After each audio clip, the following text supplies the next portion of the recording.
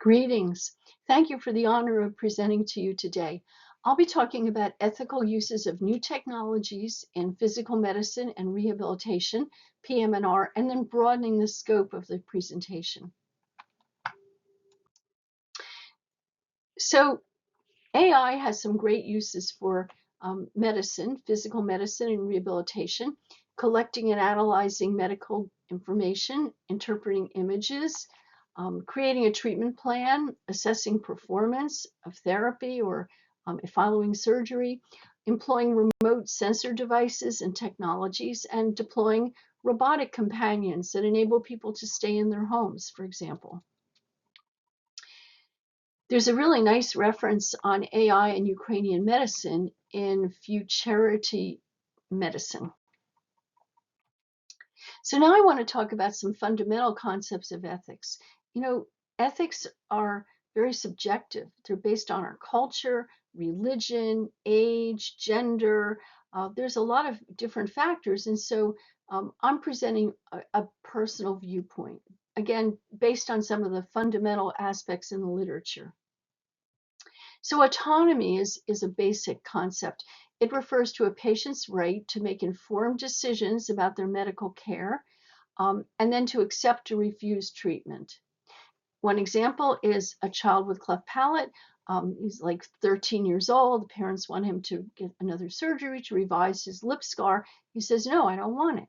Well, autonomy means that we accept his determination of whether to have more treatment or not.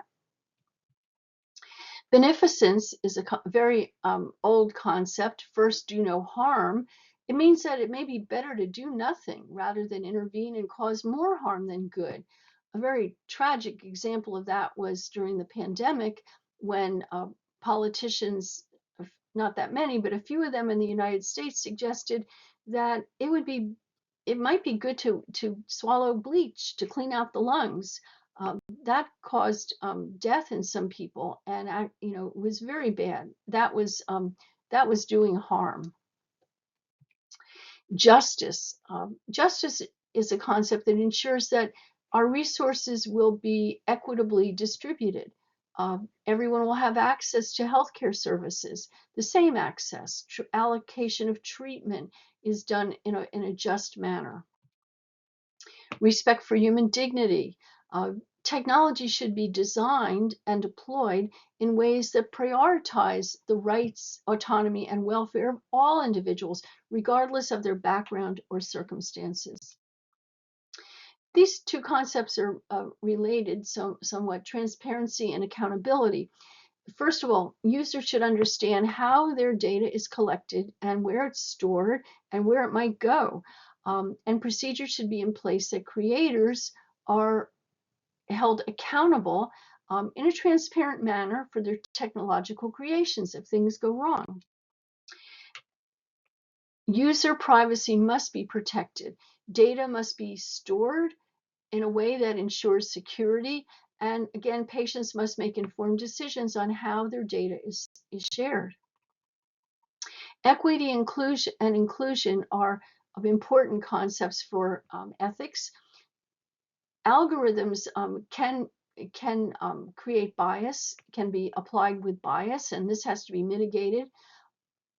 Individuals with disabilities need to have access to care, and everyone needs equal access to technology and its benefits. So this takes global collaboration and responsibility. It can't just be one association, which is why I broadened the scope of this presentation. Stakeholders, governments, they're lagging behind a bit. Industry leaders, they're moving very fast, pumping millions and billions of dollars into development. Sometimes we don't really know what they're doing. And organizations such as professional associations, communities are affected by technological developments. These are all stakeholders. Another more recent consideration in ethical conduct has to do with environmental sustainability. What are the impacts of the technology? We know that AI development can require a lot of energy consumption. And how about resource utilization? If billions are being pumped into development of new technologies, how does that compare to providing basic needs for individuals, such as food and housing? And then carbon emission. So environmental sustainability has to be planned for at the outset. Technology certainly has impacts on economics. Employment should have a huge effect going forward, how income is distributed, and the dynamics of markets. So all of this adds up to some great new technologies, but a lot of ethical worries. And so I focus on a few technologies. One is automation that can create dehumanization of patient care, less touch and empathy. The algorithms can foster biases. Clinical erosion can be, clinical judgment can be eroded. Well, if someone else is making all the decisions for me, maybe I don't need to read the journals or, draw upon my own knowledge as much. There's, again, the privacy and security concerns and who is accountable or liable. Gaming is very attractive for educational purposes. We like to play games. It could be good for therapies, but on the negative side, it can encourage excessive spending, cause addiction via very sophisticated behavioral manipulation. There's online harassment that's happening, and again, cultural stereotypes can be promoted. Now, the big concern, just every day, new articles and TV programs are on generative artificial intelligence. Great benefits for training, new drug development, personalized content, but the concerns are great. Fake data, AI can hallucinate even, perpetuates biases, negative environmental impacts. So the concerns are really great. And Bill Gates, I think he had a really good perspective on this.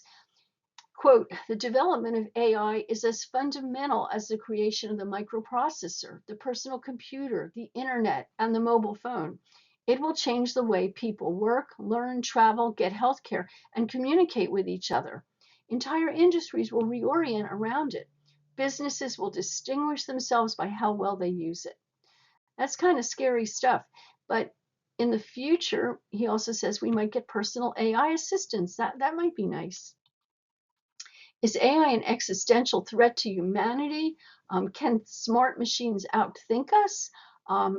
When is using human judgment essential in deciding when weapons are deployed, or some of the most important aspects of life?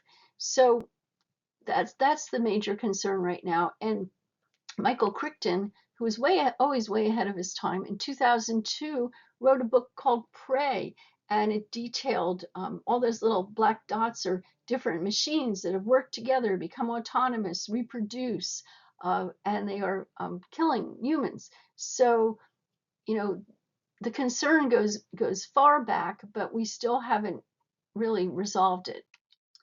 So the controls are lagging.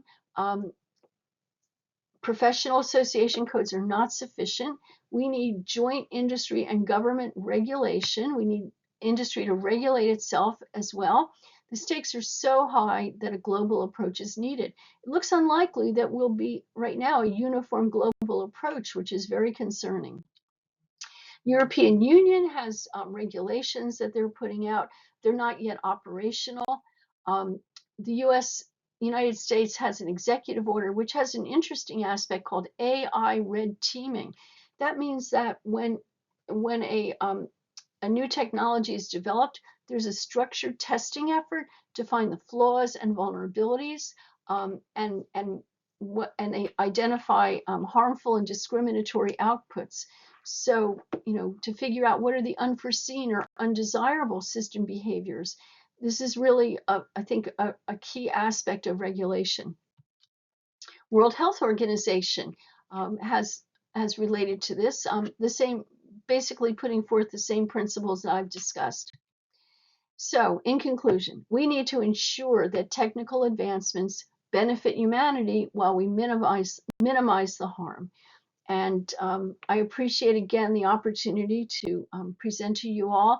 Wish you a very productive and peaceful conference.